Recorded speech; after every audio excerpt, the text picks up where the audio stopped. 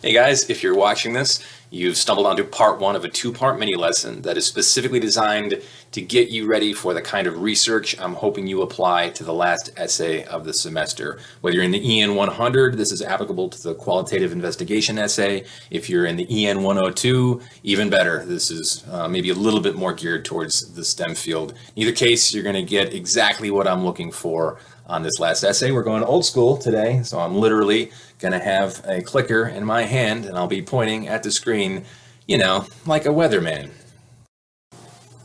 I'm calling this the toad theory mini lesson. That won't make any sense till we get to the second part, so you have to watch part two to know what I mean when I reference my own personal theory that I came up with called the toad theory, and I'll try to use some of our terms to prove why that theory is correct.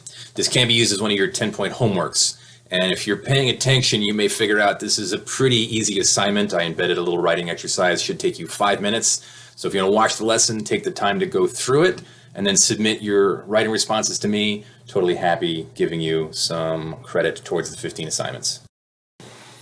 If we were doing a seated version of this class and you were taking notes, I'd want the heading of the notes for this mini lesson to be something like how we know stuff or how humans gain knowledge. If you're going to university after ECC, if you're thinking of actually going on to pursue a 4-year degree or higher, I'd add a subheading called epistemology, or the epistemological theory of knowing. If that's a little too heady for you, that's okay. How we know stuff is totally fine. But really what we're looking for is how do human beings gain the knowledge that they have, and how do they absorb the beliefs that they do? If babies are born as a clean slate, how does the library of all of their knowledge as a human being get filled? Center yourself. We're going to do the writing exercises first, so go grab any gear. If you're going to go along with this lesson at home, answer these questions, then submit them. Totally fair, as I said, to use that towards your 10-point assignments. The very next slide is going to be 4 questions, and all you have to do is answer those questions in 2 parts each. First part's going to be either an opinion or knowledge base. So I might ask you, how tall is Adam Driver? You may already know who Adam Driver is. You may have no idea because he's not in your knowledge base. You may have heard the name, but you're not sure why. But just take a guess, somewhere between 4 feet and 8 feet. That is your first guess. That's your either opinion, part of your knowledge base, or just a wild guess because you really don't know the nature of the question. The second part is more important. That's where you're going to try to explain to me, if there was money riding on the answer, where could you go to prove that you were right? So whatever your first answer is, it's less important than what sources might you use to prove that initial hypothesis. As I'm looking at the reproduction of these questions on my screen, I'm noticing they're very small. So I'm going to read through all 4 questions in case you can't quite make them out on the copy of the video that you're working with. Don't forget, for the writing assignment, you're just trying to answer the question and tell me where could you go to try to confirm or prove whatever your first answer was. So here are the 4 questions. Number 1, on a given body like the planet Earth, what direction does gravity pull things and why? 2 to 3 sentences max. I'd prefer 2 sentences for each of these. 1 sentence answer, 1 sentence of where would you go to prove that you're correct. Question number 2, keeping it light, what happens after you die? That's question number 2. Question number 3, also keeping it nice and light and frothy, should a Christian cake bakery have the right to refuse making a cake for a lesbian couple if it goes against their religious beliefs? And finally, question number 4, this one's multiple choice. Just looking for you to tell me which of these 3 movies do you think made the most money in the month of March. March was the last traditional cinema month, maybe ever, so it might be the last box office month of all time. Here are your 3 choices. Which one made the most money in March? Jumanji, The Next Level, The Invisible Man, or Sonic the Hedgehog? So I'm going to go make some herbal English teacher tea, unpause the video when I get back, and we'll go over the answers, and I'll talk about how this might apply to research in your own essay. Okay, let's get back into this. So I'm going to approach these questions in reverse numerical order because I wrote them in descending order of difficulty. In other words, I'm going to claim that number 4 is the easiest, number 3 a little bit more difficult, number 2 more difficult still, and I'm going to claim that number 1, the gravity question, is actually the most difficult problematic question in the set, and I'll make a case as to why I think so. So let's start with number 4. Just think about whatever your initial response to that was. Maybe you're like me and you're a movie nerd, so you had the pre-existing knowledge base. Maybe you had no idea, but you knew that Jumanji's a family movie, The Invisible Man's a horror movie, Sonic the Hedgehog, kind of a younger skewing family movie, so you factored that in. None of that really matters as much as your confidence level in the answer. So let me give you this hypothetical scenario to try to put some stakes in this, because you probably don't care one way or the other, but let's say you had money on this. Let's make it $100. So I'm betting you $100 that you can get the right answer, but you're allowed to do research. Think to yourself, if you checked one website, got one answer, checked the second website, got a very similar answer, so you've got some consistency. Then you check the third website, and it also is very close. I want you to think about how confident would you be putting $100 of your own money. So what percentage of confidence? So 50% would be, it's a 50-50 coin flip. That does not sound worth $100 unless you're feeling like a risk taker. 75%, 3 out of 4, it's decent. 90%, quite confident. 95, 99. So don't write anything down, but just think to yourself, would you take that bet? If you could visit 3 websites and then try to feed me an answer to which movie made the most money in the month of March, would you take that bet? So here's what I found in my research in terms of answers to the question. We got The Invisible Man in the number 1 spot, Sonic the Hedgehog in number 2, Jumanji the Next Level, and there's significant differences. Like these are very meaningful. So if you can't see it, it's about $43 million, $22 million. Jumanji kind of desperately pulling up the rear with only $3 million. And again, those are my numbers. That's what I'm telling you the answers are. But if I asked you, if you had $100 writing on it, do you think you'd be able to prove it? I would argue that you absolutely would be able to have a high degree of confidence. So one point to make is this is very quantitative. This would be an example of quantitative data, quantitative research. And you could start with Box Office Mojo or any of the movie websites that are out there, and they're going to give you an estimate. And then you'll very quickly find a lot of consistency. So you go to Box Office Mojo, you go to IMDb, you go to Rotten Tomatoes, and they're all going to give you numbers that are very similar percentage-wise. So I'd say here you've got a good completed circuit. You had a research question, you were able to confirm that from multiple sources, and those sources agreed with a high degree of efficiency. There's still a qualitative trick, though. There's still a way that you could potentially hack the question or think about the question, and this is one of the reasons I'm suspicious of quantitative data. If you imagine a situation where I actually had a stake in this question, for instance, if I was a producer on the movie The Invisible Man, which was the front runner on the previous list, it's in my interest to make that movie look good. So if I'm giving you quantitative information and I want to skew it, I want to pick a question that frames the information in the way that makes me look best. So as always, you want to assess the question and hack the question where possible. So again, the previous statistics, the previous quantitative information was accurate. Those could be considered facts. But if you were asking a different question, for instance, which of the 3 movies made the most money, period, you get wildly different information. So just changing the question a little bit might give you a totally different skew. If you can't read it, we've got The Invisible Man at a pretty grim distant third, Sonic the Hedgehog at a healthy 146 million, and Jumanji the Next Level making $316 million, proving yet again it's a law of nature and a law of physics that apparently The Rock has to dominate everything that he attempts in life. So even though the initial numbers were very quantitative and very fact-oriented, the question itself was already a moment of qualitative or more open-ended persuasion. All right, question number 3 as we ascend the ladder of difficulty here. If you can't make it out, should a Christian cake bakery be forced to make a cake for a gay or lesbian couple if it goes against their religious beliefs? Obviously, the question at this point is qualitative, right? This is an opinionated question that's likely based on a pre-existing political or religious belief. And so you want to think about, just because it's an opinion doesn't mean you couldn't argue from fact, but you have to remember Question 4, you may not have had any strong biases towards what movie made the most money, so you may actually research that more realistically. If you already had an answer, if you had a belief first, finding facts without letting confirmation bias get in the way gets a little more difficult. So think about where you might go. You may immediately have a religious text that informs your decision making and how you're going to answer this question.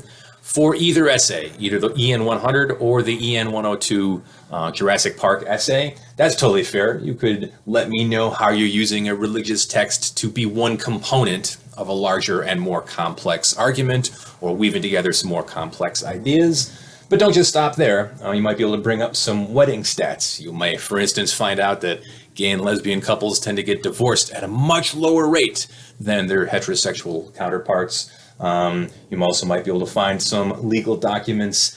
Legal documents could have to do with weddings or percentages or likelihood of success, but you could also get into legal documents like the Constitution.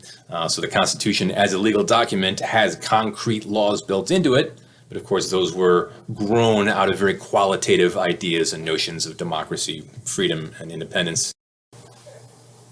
So for a question like this that you know is qualitative and opinionated by nature, doesn't mean you can't talk about it in either of these essays. You just want to make sure you have a variety of sources that you're using, and you always want to explain and evaluate why you would take that particular source seriously for whatever question you're discussing. So moving one rung up on the order of difficulty ladder, what happens after you die? I'm sure quite a few of you figured out this is also a hackable question. Like you can interpret this question in two different ways. So there's the quantitative way to read the question. What happens to your physical body after you die? Talking about decomposition, rate of decay. All of forensic science is totally built up around the quantitative research you can do here. The body, if buried in the desert at this humidity, rots at this rate. But if it's in the swamps, it'll be the 3rd month before the maggots show up. The second question is about as qualitative as you can get, because that's more about what happens to the you that thinks it's you after your physical body's gone. So that's getting into the territory of consciousness. Does your consciousness outlive your body? Another word for that is soul. Is there a soul? Will there be a you that's still thinking, feeling, carrying memories from your childhood and loved ones or not? And the scientists will be less helpful there. So as long as you're being honest, again, if you're writing an essay about forensic science, totally appropriate to bring in the scientists, the charts, the facts, the figures, all of the actual forensic goodies. But if you're writing an essay about the nature of the soul or the existence of life after death, totally appropriate to bring back some religious texts, your Rig Vedas, your Taoist texts if you're interested in reincarnation, the Bible if you're going straight heaven and hell, whatever religious texts that you feel inform your actual belief. If they're part of why you believe what you believe, tell us about that, but explain how you're using those sources. Okay, that gets us to the top of the mountain. Question number 1 that I am going to claim is the most difficult or problematic question, if you can't make it out. On a given body like the planet Earth, what direction does gravity pull things and why? So I bet most of you got the first element of that question correctly. I'd be willing to bet, I'd have a high degree of confidence that most of you got that first one right. So it may seem obvious, but let me run you through some of the most common responses to the first part of the question. If you said down, I would totally have given you credit if this was the in-class writing. Down's close enough. If you said towards the ground, that's a little bit more precise. Down for you isn't the same as down for somebody in Australia, but towards the ground gives you kind of a unifying way to explain it that's relative. Towards the center mass or the center of the body in question, a little bit more precise, still a little bit closer to the actual physics answer.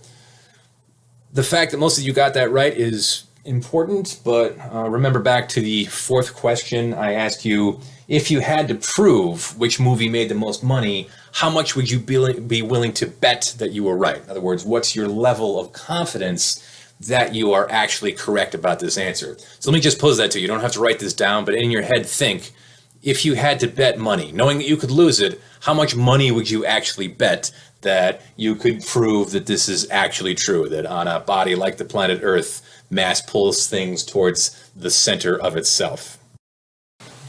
So just to keep the numbers round, let me give you this hypothetical. Again, I'm asking you to think about odds and how confident you might be based on a bet. So let's say you were willing to bet $1 million, okay, $1 million to prove your hypothesis that when you let things go on a body like the planet Earth, they always fall towards the center of mass.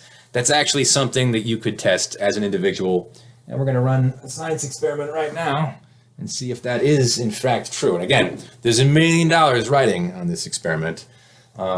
So you'd have to imagine in your head a percentage. And I'm not going to allow you to pick 100%. If you are 100% confident, you'd say 99.9%, 9999999 into infinity, because there's always the residual chance that we're in the matrix and this is all a simulation anyway. So let's assume there's no such thing as an absolute 100%, but there is 50% is a coin flip, 75% feeling pretty good. Anything above 90 suggests a high degree of confidence. So as I pour this, maybe I rigged it so that I'm upside down right now. There's a possibility it goes towards the sky, but assume that this is legit. I haven't rigged anything. What would the odds be? And again, there's $1 million in it for you if the pink stuff actually does go into the cup. Let's see what happens. So far, so good. Looks like the laws of physics are holding up nicely. Still in there? It sure is.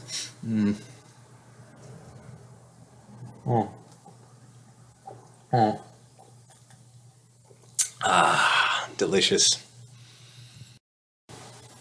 The reason I actually wanted to go through the motions, in addition to the fact that COVID and teaching online is giving me an ulcer, is I wanted to make the point that this is one of the rare cases where you can say, I saw it with my own eyes, therefore I know it's true. In other words, as an individual, you use your five senses, and empirically, you can actually prove something happens in the real world. That's actually the exception.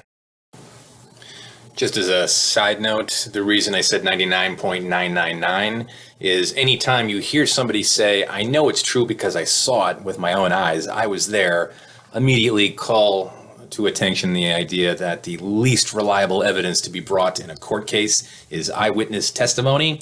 So even if you saw it and you're positive that you're right, you really should never be at a 100%. That suggests you're kind of low on the Dunning-Kruger curve. Just wanted to make the point that was real. That wasn't a camera trick. And online teaching is legitimately making me sick. Oh my God. So the trick question really isn't the effect of gravity. That's easy to prove with actuarial tables, the size or relationship of the mass to the amount of gravity. If you drop something off a building 32 feet per second it falls. All very quantitative information in terms of data. The trick part of the question is the why. So if you think about your answer, like what causes gravity? We know the effects, but what is it actually caused by? You might have said something like because science. That's a starting point. You might have known enough about physics to start bringing in things like mass, or starting to understand the relationship between mass and the amount of gravity. And if you got as far as to say the ratio of mass to the amount of gravity, that's technically correct, but that doesn't really explain a cause at that point. The reason I describe this as potentially the most problematic of all the questions is if you really press the scientists on this one and you say, yes, I know you're explaining the relationship between mass and gravity, what causes that relationship? And you'll get into some stuff about strong force, weak force, or maybe somebody gets into gravitons. But if you really push them, eventually they'll start to argue with each other.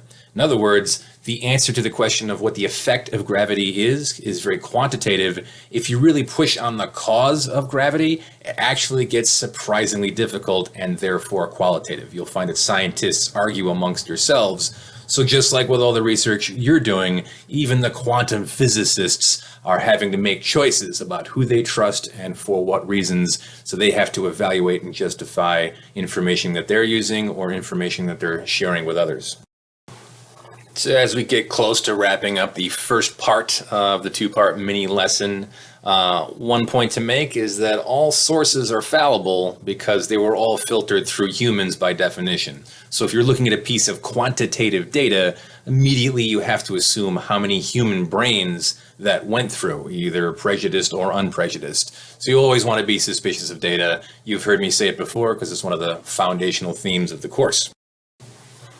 So for this last essay, anything counts as a source because I'm not interested in you using a good source or a valid source, because the further we get in society, the more suspicious everyone is of everybody else's source. So the real skill to get good at is using qualitative research to navigate a variety of sources, to compare and contrast, and to go to different levels of sources. Go to the scientists over here, but then go to some magazines over here, talk to some friends and family. Your last essay should deliberately just try to accumulate a variety.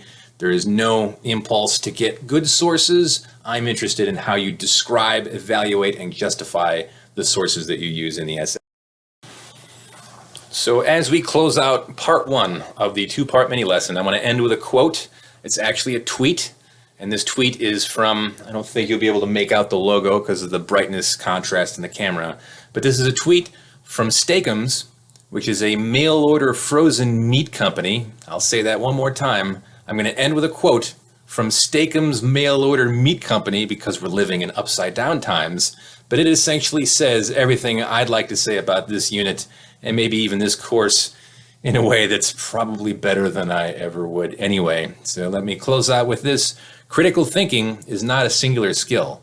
It's a constant state of metacognition, measuring evidence and recognizing when to defer to experts. It's analyzing this tweet's motivations, credibility, and source, not just reading it. So that's going to round us out for part one of the Toad Theory mini lesson. Hopefully part two will be out in the next couple days. Don't leave comments in the section. That's what the email's for, because we're still in a class, so they tell me. So email me if you have any questions. If this gets any ideas going and you want to present a possible idea or topic for the last essay, let me know. Otherwise, take care of each other out there. Be safe in these strange plague times. We'll see you on the other side.